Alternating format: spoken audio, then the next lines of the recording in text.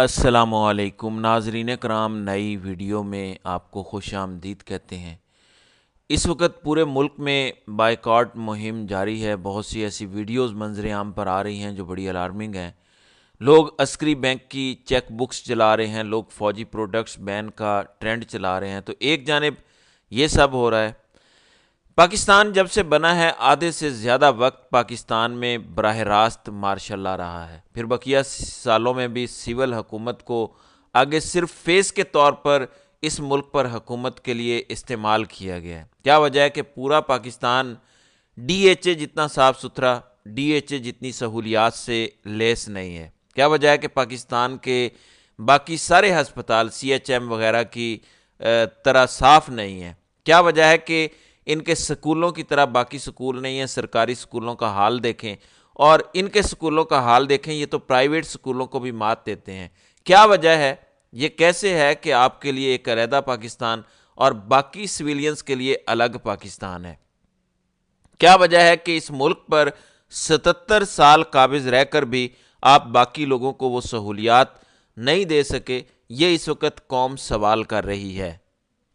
ناظرین اکرام، یہ لانے چلے تھے پاکستان میں سرمایہ کاری، لیکن صورتحال یہ ہے کہ بحریہ ٹاؤن اب دبئی میں شروع ہونے جا رہا ہے۔ پاکستان میں ایک بندہ جو بڑی ہاؤسنگ سوسائٹیز بنا رہا تھا، اس کا جینا حرام کیا گیا، تو ملک ریاض بھی اب دبئی میں انویسٹ کر رہا ہے۔ تو آپ کے اپنے انویسٹرز ملک سے بھاگ رہے ہیں، تو آپ مجھے بتائیں باہر سے کون آئے گا؟ دوسرا بائیکاٹ مہم کے اثرات آنا شروع ہو گئے ہیں۔ فوجی فرٹیلائزر کمپنی کے شیئرز کی قیمت نیچے گئی ہے، عسکری بینک کے شیئرز کی قیمت نیچے گئی ہے، فوجی فوڈز کے شیئرز کی قیمت نیچے گئی ہے، تھوڑی سی گئی ہے لیکن مسلسل جا رہی ہے۔ تو اگر یہ مہم جاری رہتی ہے تو یقیناً اس کا نقصان آئندہ آنے والے دنوں میں مزید واضح ہوتا جائے گا۔ تو لوگ اب ان کمپنیوں کے شیئرز بیچ رہے ہیں۔ دوسری جانب نصرت جاوید نے ایک دعویٰ کیا ہے۔ اسحاق ڈار نے 9 ممالک کے سفیروں سے ملاقات کی، انہیں بریفنگ دی کہ ہلاکتوں پر پروپیگنڈا ہو رہا ہے۔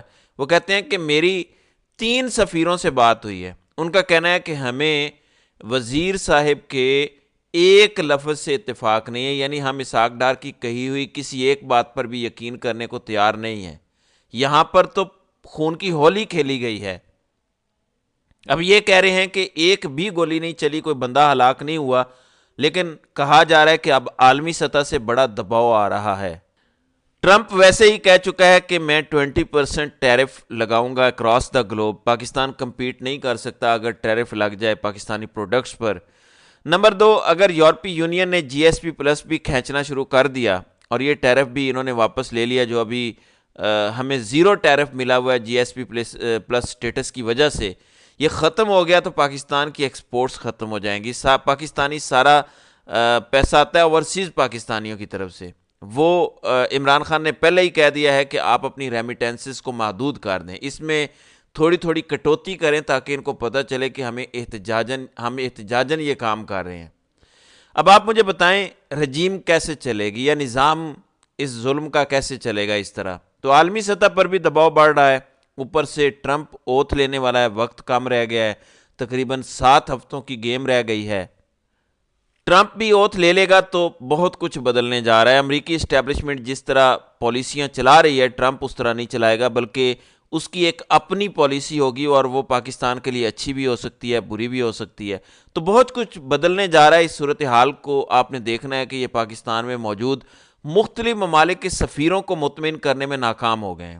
یہی سفیر اب اپنی رپورٹس بھیجیں گے اپنی حکومتوں کو، وہاں پتہ چلیں گی 2 چیزیں۔ نمبر 1 کہ انہوں نے اسلام آباد میں قتل و غارت کی ہے، نمبر 2 حکومت جھوٹ بول رہی ہے، اور نمبر 3 عوام میں ان کے لیے شدید نفرت ہے۔ تو اگر آپ نے ان کا ساتھ دیا تو پاکستانی عوام ان حکومتوں سے بھی نفرت کرے گی جو ان کا ساتھ دیں گی، اور یہ بڑھتی جائے گی۔ اور یہی بہت سارے ممالک کے لیے یہ پرابلم ہوتا ہے۔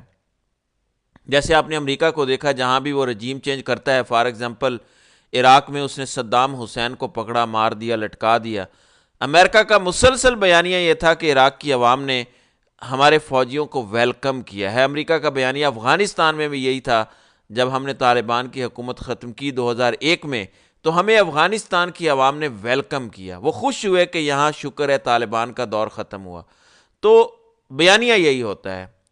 عمومی طور پہ کہ ہم عوام کے ساتھ کھڑے ہیں اس ملک کی، جب انہوں نے کسی حکومت کو گرانا ہوتا ہے نا، کیونکہ ابھی حکومت ان کی مرضی کی ہے اس لیے یہ ایسے کہہ رہے ہیں، لیکن بیانیہ پھر بھی ان کو یہی چاہیے کہ ہم عوام کے ساتھ کھڑے ہیں، اور یہ بیانیہ ان کے لیے مشکل ہوتا جا رہا ہے کرنا، کیونکہ بظاہر تو یہی نظر آ رہا ہے کہ یہ پاکستان میں ایک ناجائز حکومت کے ساتھ کھڑے ہیں، یورپ بھی کھڑا ہے، امریکہ بھی کھڑا ہے، برطانیہ بھی کھڑا ہے، دیگر ممالک بھی کھڑے ہیں، تو اب دباؤ بڑھ رہا ہے، ان کے اپنے ممالک کے اندر سے دباؤ بڑھ رہا ہے، جو جرائم کر دیے ہیں پاکستان میں بیٹھے مافیاز نے، اس کی وجہ سے دباؤ بڑھ رہا ہے، تو ان کے گرد گھیرا تنگ ہو رہا ہے۔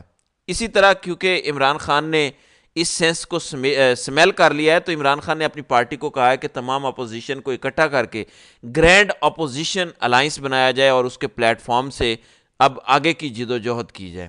فضل الرحمان کو دعوت دی جائے گی، یہاں تک کہ شاہد خاقان عباسی کی پارٹی کو بھی دعوت دی جائے گی، جو بھی لوگ اس ٹائم اپوزیشن کر رہے ہیں، اس حکومت کی ہاں میں ہاں نہیں ملا رہے، تو سب کو ملانا ضروری ہے، کیونکہ جب آپ ایک پلیٹ فارم پر بیٹھتے ہیں تو وہاں سے بڑی توانا آواز نکلتی ہے، گو کہ اور کسی کے بارے میں اور کسی کے پاس پاور سٹریٹ نہیں ہے، لیکن اس کے باوجود جب پلیٹ فارم اکٹھے ہوتے ہیں تو بڑا فرق پڑتا ہے۔ تو ایک طرف سول نافرمانی کی بات کی جا رہی ہے، مطالبہ عمران خان کا یہ ہے کہ آپ جوڈیشل کمیشن بنا دیں 26 نومبر اور 9 مئی پہ۔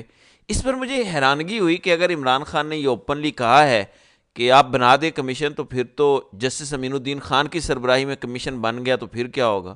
پھر تو وہ اپنی مرضی کے فیصلے دیں گے، لیکن عمران خان کا مطالبہ اصل میں جو سامنے آیا وہ یہ ہے کہ سپریم کورٹ میں ٹوٹل جو اسٹرینتھ ہے ججز کی، ان میں جو 3 سینئر موسٹ ججز ہیں، یعنی چیف جسٹس جو موجودہ ہیں، جسٹس منصور علی شاہ اور جسٹس منیب اختر، یہ ہیں سینئر، ان کی سربراہی میں جے آئی ٹی بنے، یہ کریں انویسٹیگیشن اور بتائیں کہ ہوا کیا ہے، ہمیں کسی اور پر اعتبار نہیں ہے۔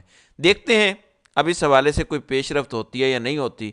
دوسری جانب نون لیگ کے آفیشیل پیج سے ٹویٹ کیا گیا ہے کہ اگر گولی چلی تو 1 ہفتہ گزر جانے کے باوجود بھی ہلاک ہونے والوں کی اصل تعداد میں تضاد کیوں ہے۔ اس میں انہوں نے پی ٹی آئی کے مختلف لوگوں کا بیان ڈالا ہے، پہلے کہتے تھے گولی چلی نہیں ہے، اب اگر گولی چلی ہے پہ آ گئے ہیں، بہت جلد یہ تسلیم کریں گے کہ ہاں ہم نے گولی چلائی ہے، تو ان کے لیے حالات ٹائٹ ہوتے جا رہے ہیں۔ دوسری جانب بشرا بی بی نے اپنی پارٹی کے حوالے سے کافی کچھ کلیئر کیا ہے۔ بشرا بی بی نے جو بیان دیا ہے، اس نے بڑوں بڑوں کی دکانیں بند کر دی ہیں، جب ان کی عمران خان سے ملاقات ہوگی تو مجھے لگتا ہے کہ بڑے فیصلے ہو سکتے ہیں۔ یہ ذرا سنیں بشرا بی بی نے کہا کیا ہے۔ موجود تھے، فائرنگ کے وقت بھی ہم موجود تھے، اور آپ کی جو گاڑی تھی وہ کلثوم اسپتال کے ساتھ کھڑی تھی، تو ہم خود آپ یہاں پر سجا گئے۔ نہیں جی، میں اتنی تکلیف میں تھی اتنے دنوں سے، کیونکہ اتنی شہادتیں ہوئی ہیں، جس کی وجہ سے مجھے یہ سمجھ ہی نہیں آ رہی تھی کہ لوگ غلط اور جھوٹ کیوں بول رہے ہیں۔ میں بھاگنے والی عورت نہیں ہوں، اور جو خان کے لیے نکلے ہیں ان کو تو بالکل چھوڑ کے میں نہیں اکیلا جا سکتی۔ کسی کو نہیں پتا تھا میری گاڑی کون سی ہے۔ ڈی چوک پہ میں 12:30 بجے تک بالکل اکیلی تھی اپنی گاڑی میں۔ اس کے بعد بہت سی گاڑیاں جو آئی تھیں وہ اس کے بعد آئی تھیں، کیونکہ وہ ڈی چوک زبردستی خالی کرا رہے تھے۔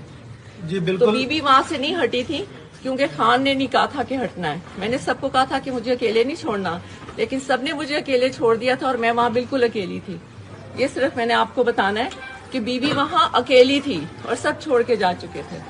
جی بہت بالکل شکریہ۔ صحیح بات ہے، میں خود اس چیز کا گواہ ہوں۔ جی وہاں بہت سے گواہ ہیں، 30 سے 40 لوگ وہاں موجود تھے نہیں نہیں جنہوں نے بیٹا، گھیرا ہوا وہاں تھا آپ بہت کی سے گاڑی گواہ ہیں، کو۔ وہاں بہت سے گواہ ہیں، صرف وہ 30-40 نہیں، جو وہاں زبردستی روڈ خالی کرا رہے تھے وہ خود بھی گواہ ہیں۔ اور جب میں وہاں سے نہیں جا رہی تھی تو سیدھی میری گاڑی پہ فائرنگ ہوئی، اور باقی جو قافلہ ہے وہ بعد میں آیا تھا۔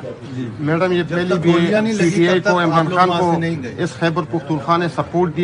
جی اب اس بیان کے 2 پہلو ہیں۔ کچھ لوگ یہ کہہ رہے ہیں کہ اصل اشارہ عوام کی طرف ہے کہ وہ ساتھ نہیں دیا، وہ چھوڑ گئی۔ کچھ لیڈران کی بات کر رہے ہیں کہ وہ ساتھ نہیں تھے، اور یہ سچ ہے کہ کوئی لیڈرشپ وہاں موجود نہیں تھی پی ٹی آئی کی۔ پی ٹی آئی کی لیڈرشپ یا تو پہنچی ہی نہیں تھی، اور بشرا بی بی وہاں اکیلی تھی، یا وہاں سے چھو منتر ہو گئی تھی۔ ان 2 میں سے ایک بات ہے، تو عوام کی بات نہیں ہو رہی، بشرا بی بی کا اشارہ رہنماؤں کی طرف ہے۔ اب ساری بات کی سمجھ آتی ہے، جو رپورٹ تو ہوا تھا کہ بشرا بی بی نے کسی میٹنگ میں آ کے کہا کہ آپ سب بغیرت ہیں، کہاں تھے آپ، ڈی چوک کیوں نہیں پہنچے آپ، جس پر سلمان اکرم راجہ بھی شاید غصے میں آ گئے اور اپنا استعفیٰ بھی انہوں نے دے دیا تھا۔ اب اس میں علی امین گنڈا پور کے بارے میں بشرا بی بی نے کچھ نہیں کہا۔ ظاہر ہے علی امین گنڈا پور کا یہی دعویٰ ہے کہ میں ان کو بچا کے لایا ہوں، تو پرٹیکولرلی ان کے بارے میں بات نہیں کی. جو لوگ نہیں پہنچے ان کے بارے میں یہ بات ہے.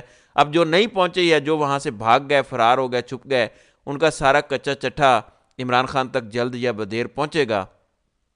پھر عمران خان ہو سکتا ہے پارٹی کے حوالے سے بڑے فیصلے کریں. اس ٹائم تحریک انصاف کو بہادر لوگوں کی ضرورت ہے, ڈٹ جانے والے, کھڑے ہو جانے والے لوگوں کی ضرورت ہے, تب یہ معاملہ چلے گا. تو یہ بشرا بی بی کا بڑا تگڑا بیان ہے اور اس کی بڑی زیادہ اہمیت ہے اگر کوئی سمجھے تو. بہرحال یہ اس وقت تک کی صورتحال ہے. آئندہ آنے والے دن بڑے اہم ہونے جا رہے ہیں کیونکہ بڑے بڑے فیصلے آئندہ آنے والے دنوں میں آپ کو ہوتے نظر آ سکتے ہیں. خاص طور پر ٹرمپ اور امریکہ کی صورتحال کے تناظر میں پاکستان میں بڑے گہرے اثرات اس کے مرتب ہونے جا رہے ہیں اور یہاں پہ پولیٹیکل شفٹ آ سکتا ہے. تو ناظرین کرام, آپ کی اس ویڈیو کے حوالے سے کیا رائے ہے؟ آپ اپنی رائے کا اظہار کامنٹ سیکشن میں ضرور کیجیے گا.